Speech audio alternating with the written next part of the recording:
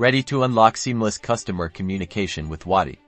Let's dive into creating your brand new Wati account. First, head over to the Wati website. You'll find a clearly marked button to either start a free trial or sign up. Click on it to begin the registration process. You'll be directed to the sign up page here.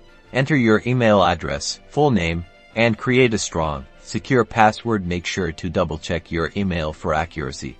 Now, check your email inbox for a verification email from Wati. Click on the verification link within the email to confirm your address and activate your account.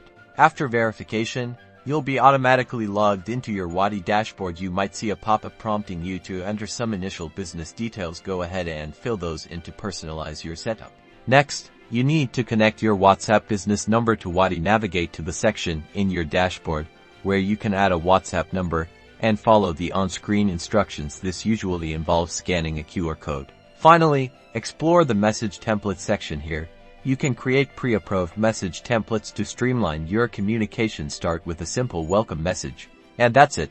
You've successfully created and set up your Wati account. Now you're ready to explore all the powerful features Wati has to offer and elevate your business communications.